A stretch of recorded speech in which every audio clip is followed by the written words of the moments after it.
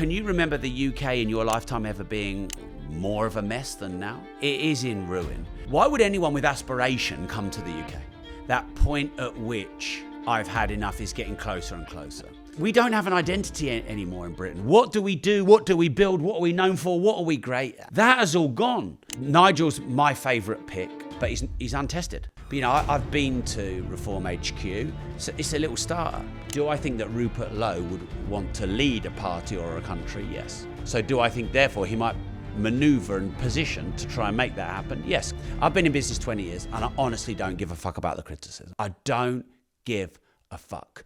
We're basically under a Marxist belief system, under Labour. His message is, unless you are born rich, you're not going to be rich, so you might as well die. How's that a positive message?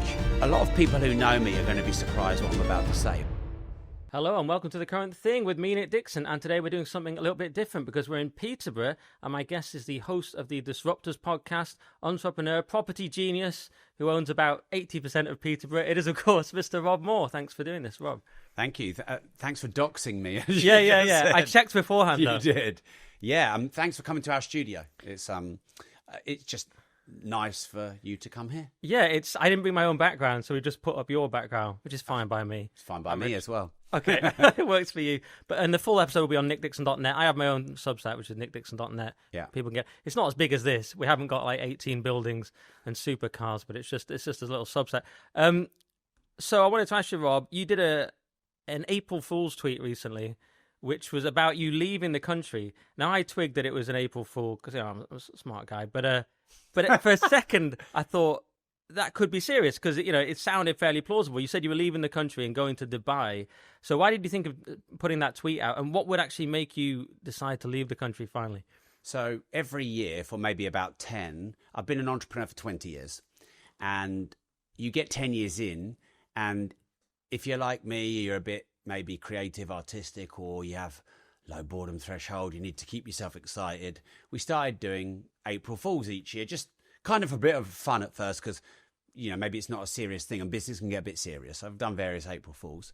And the reason I decided this one, and I planned it, because the best April Fools are semi-believable.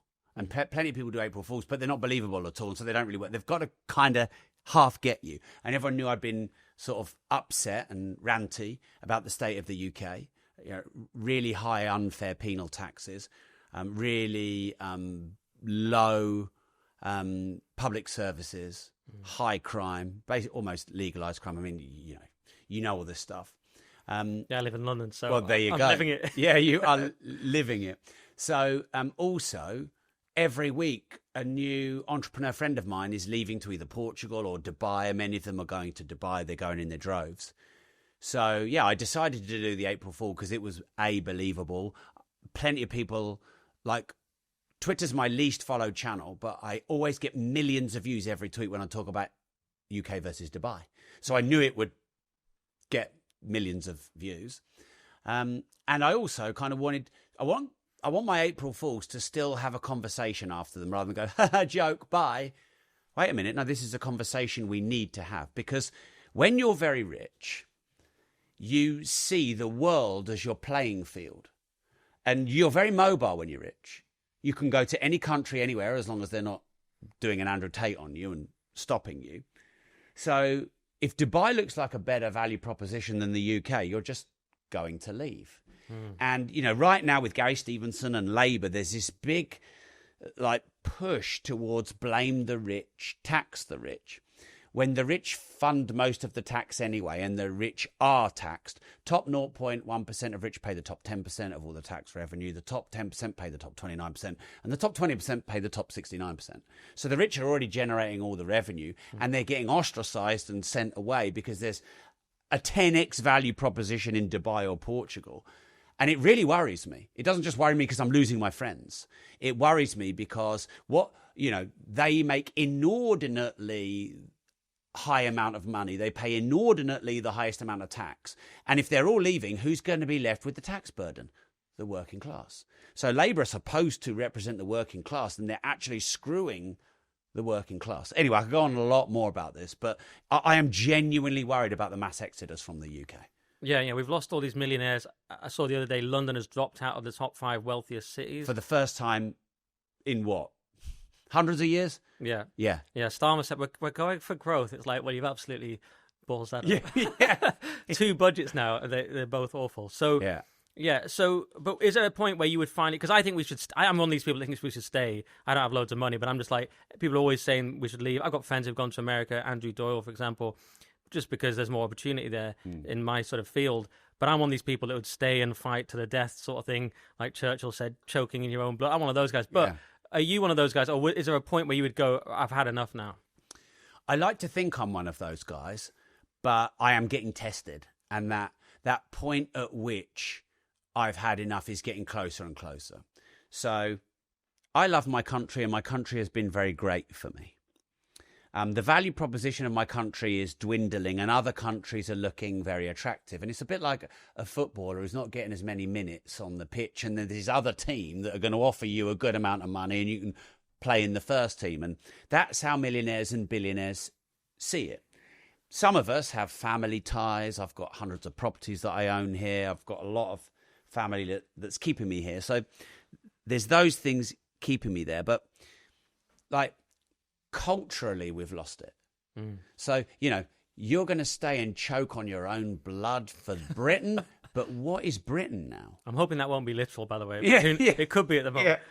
Well, this is like, what is Britain? I mean, I'm not as extreme on immigration as some people. And, London was a great place where an immigrant could come and make a really good living. It was, and it was brilliant as a tax haven. And it's been brilliant, but we don't have an identity anymore in Britain. What do we do? What do we build? What are we known for? What are we great at?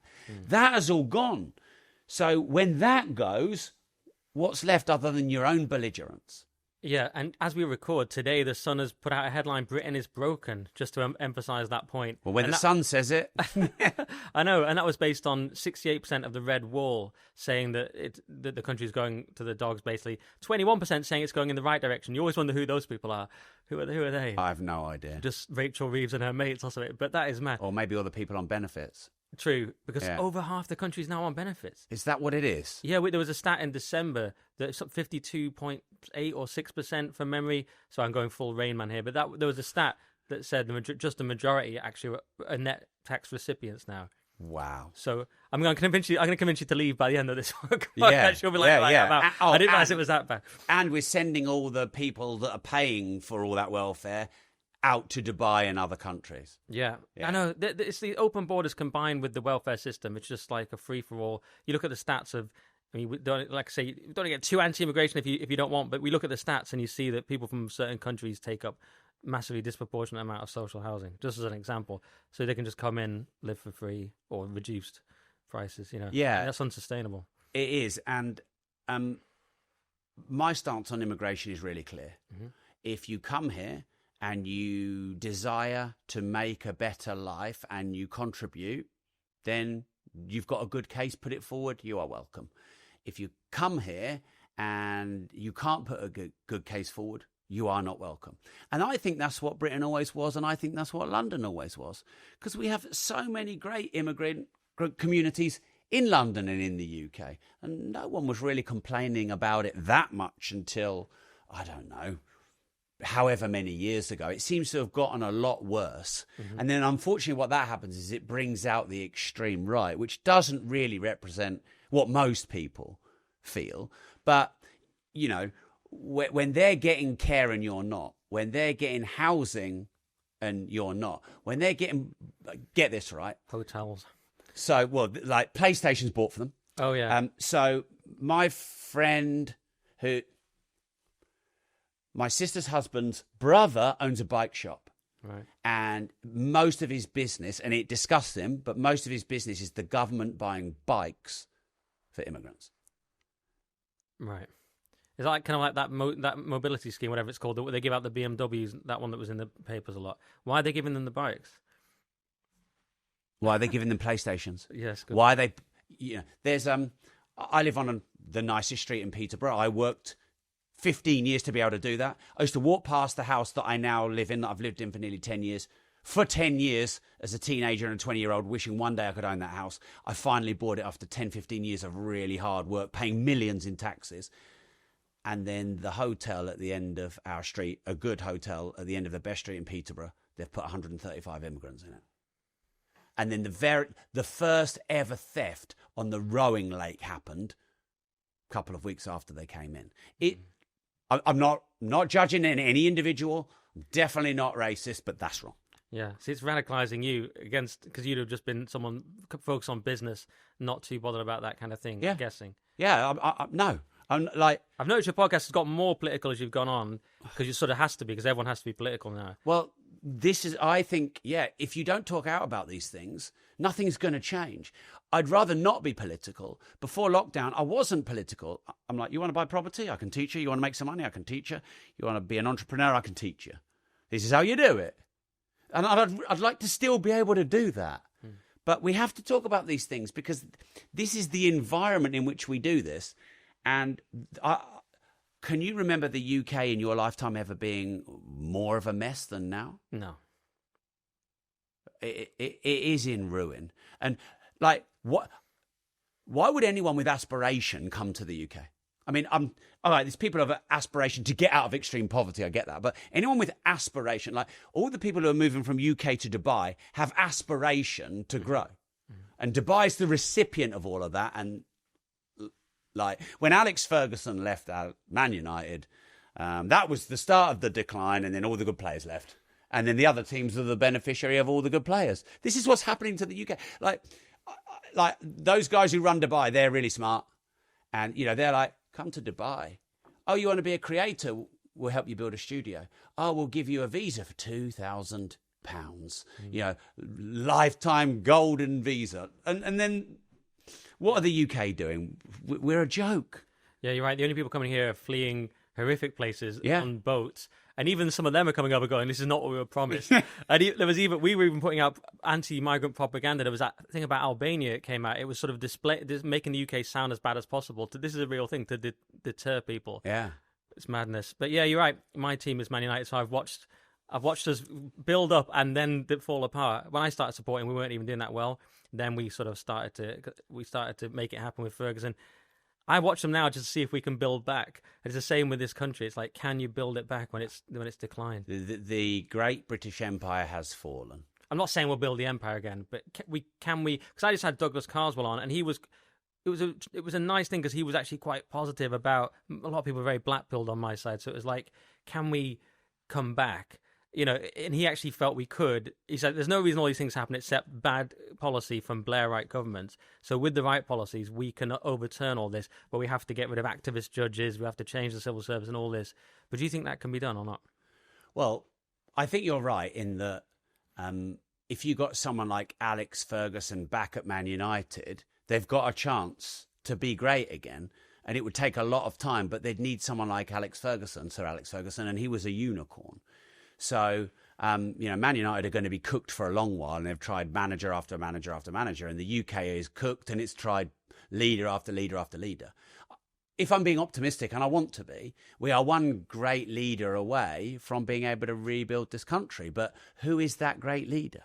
Yeah, who is it? Do you think it's Farage? Because you're quite friendly with Nigel. Yeah, I am friendly with Nigel. I think he's our best chance. But the thing with Nigel is he doesn't have the policy and he doesn't have the policy experience. He doesn't have the actually running the government experience. So you could argue that, well, no one does until they become prime minister. But, you know, I've been to Reform HQ. It's a little startup. And like a little startup running our entire great British empire, that's not an easy job for them. But I've read their policies carefully. I believe Nigel is pro small business, which, you know, the small business is the engine of this economy, and the small business is getting ruined the most. You know, if you think about the worst tax that you could bring in when you are in power trying to grow an economy is to tax the employers.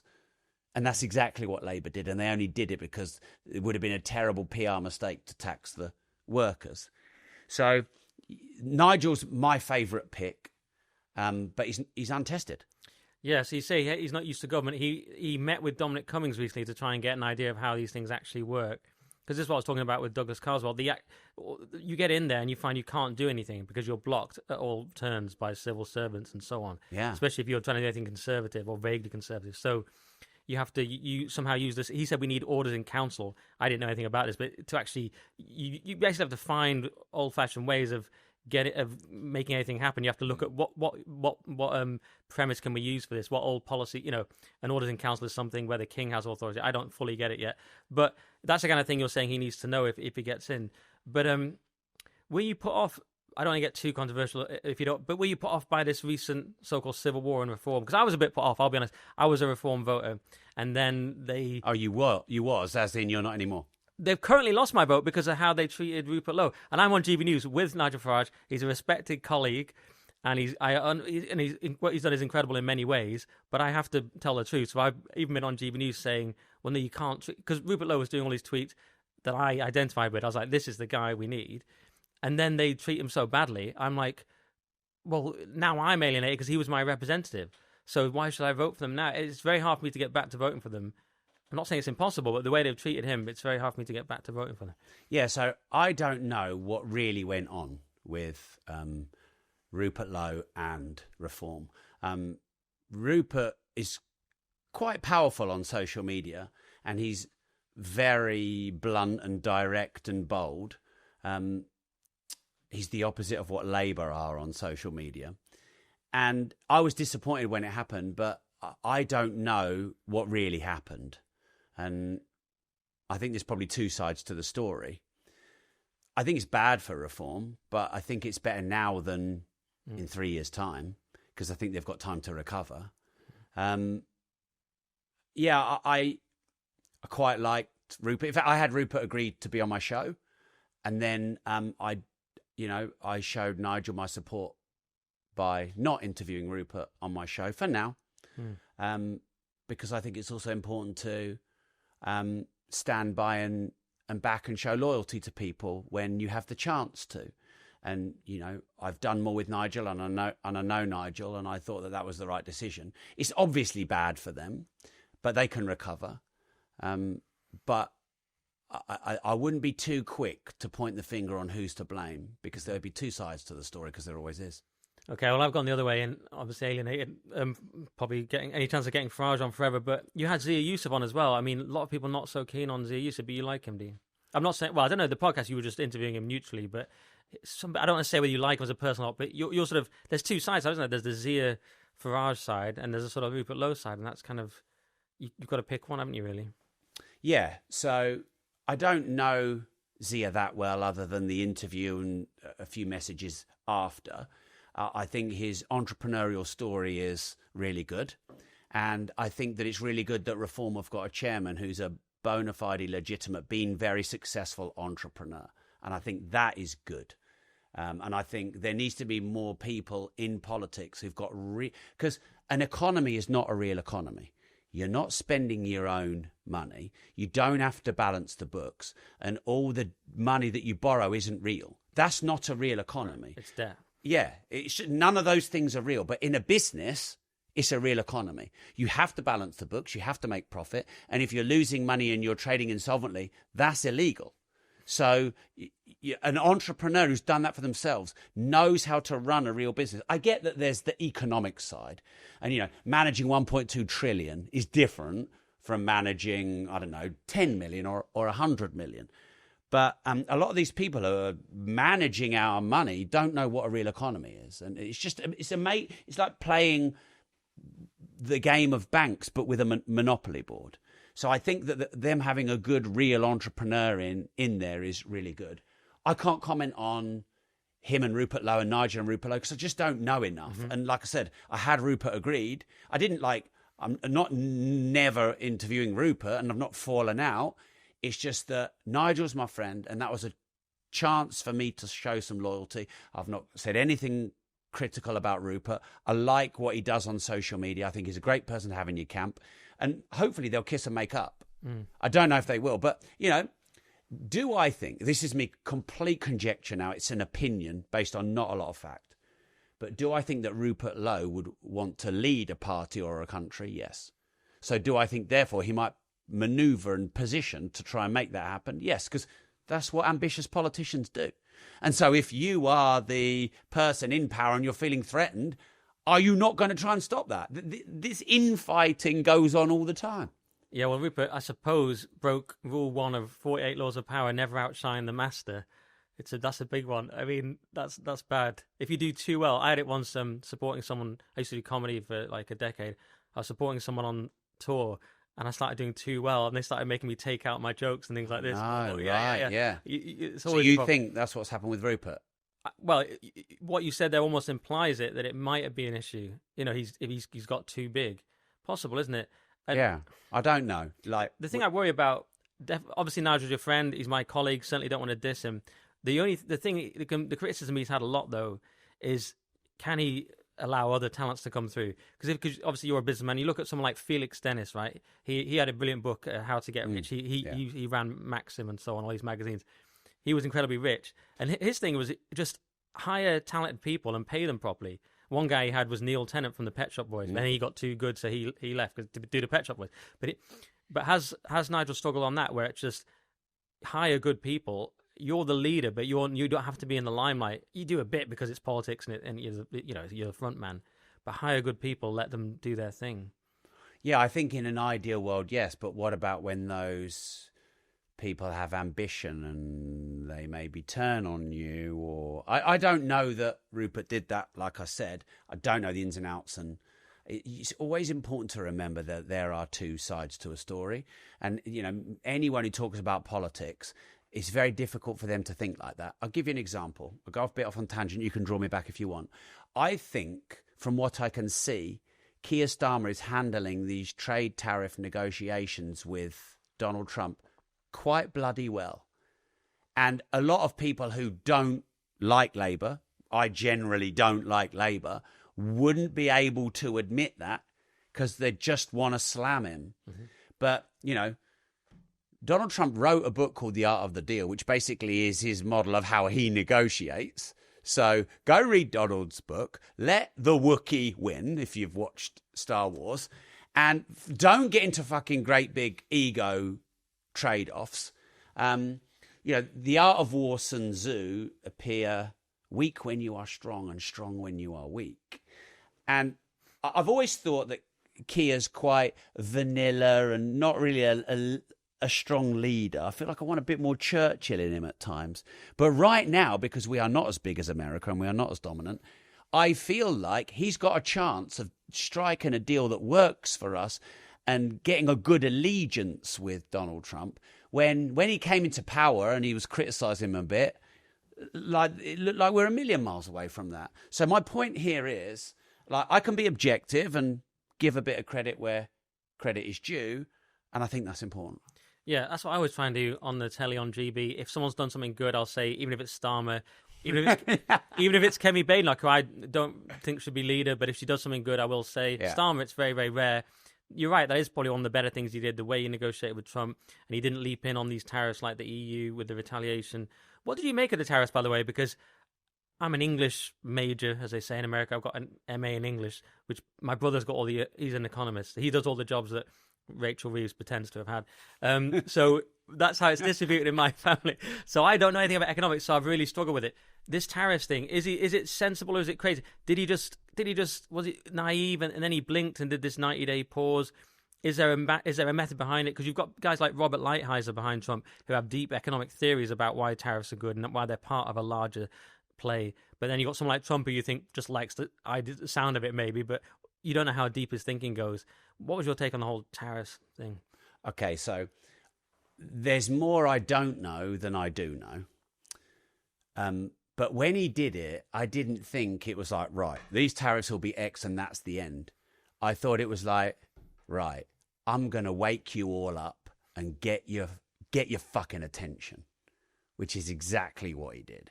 Because if you want someone to step up and start negotiating with you, that's a ploy. It's not necessarily the only ploy, but it's a ploy. So did I think that he was going to negotiate? Yeah, because he basically said, I want to negotiate.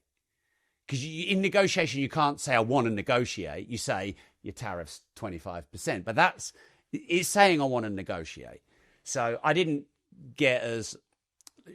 panic as much as everyone else did. It was an opening gambit.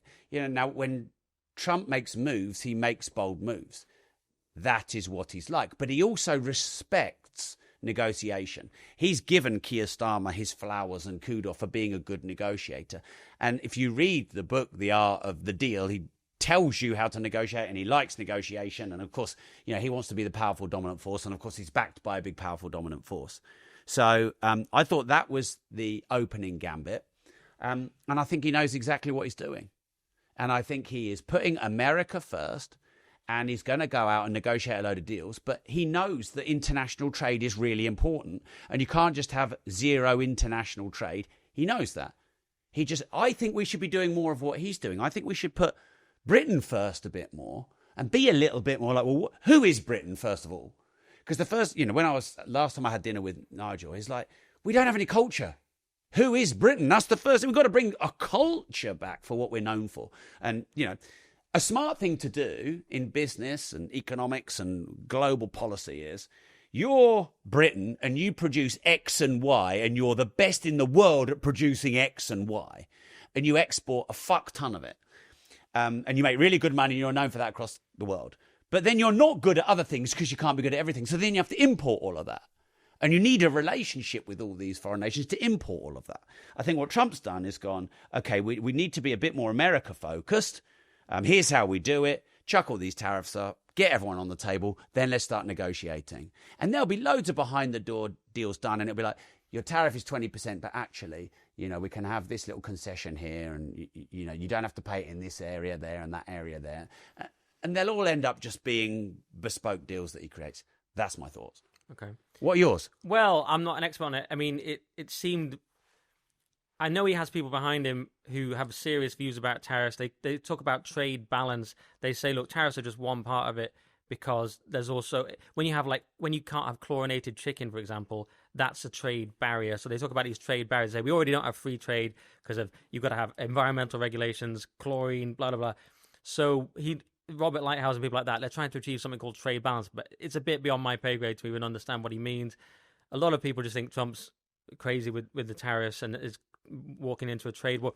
But the other argument is they've been losing a trade war to China for decades anyway without even realizing it. And so now they're trying to get involved because China controls manufacturing.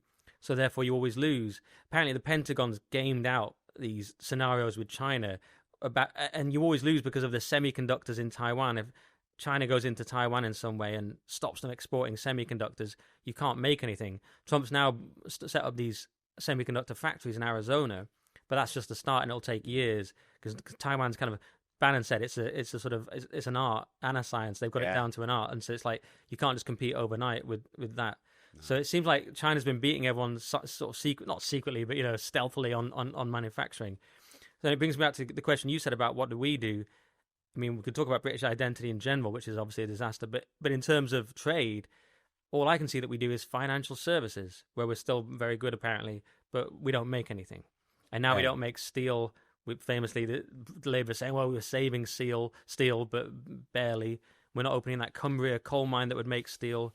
So, we don't make anything, except these financial services, which is a bit beyond my pay grade. I don't really understand it, but we have the City of London and all that stuff. Yeah, so whoever is running our country, whether that's the Prime Minister or someone else, it would be smart to identify what do we want to be the world's best at.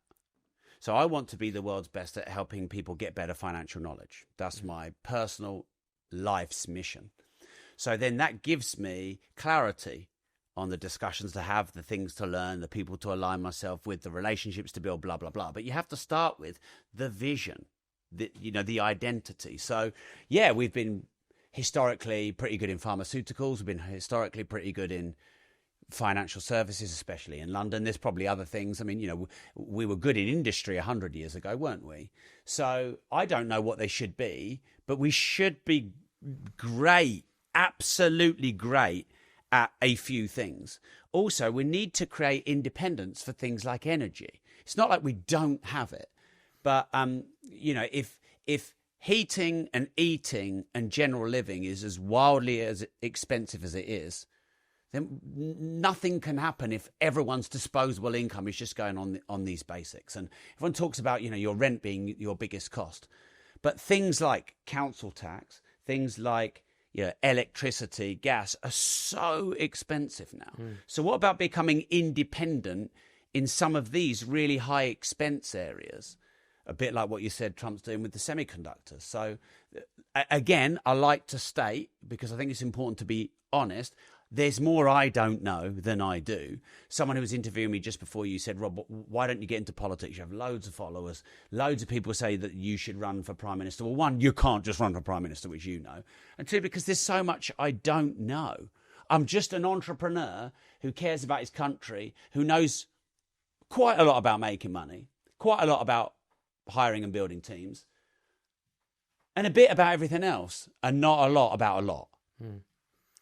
What do you think your role is then? Because obviously in America, Silicon Valley have come in, Elon Musk, of course, but also Peter Thiel, all these people, they became alienated by the Democrats who did everything they could to not help them. So they said, right, we're moving across. And Mark Zuckerberg suddenly started saying, yeah, it was badass when Trump got up after that bullet. And Trump's pretty cool, like complete change. Yeah. Even Jeff Bezos suddenly, we're not going to endorse candidates anymore, meaning we're not going to endorse Kamala Harris. Yeah. And we're going to have a different editorial policy. So they all start falling in line. It hasn't really happened in this country, but Dominic Cummings has talked a lot about this. He calls it the third force, meaning you have your political elite, but then you need a sort of second stratum of business leaders and so on. So do you feel like that's your role to get more? Cummings basically says, look, we need talented people in politics or in and around it because we don't have them anymore, and talented people leave the civil service because it's rubbish. So where do you see your role as a sort of business leader?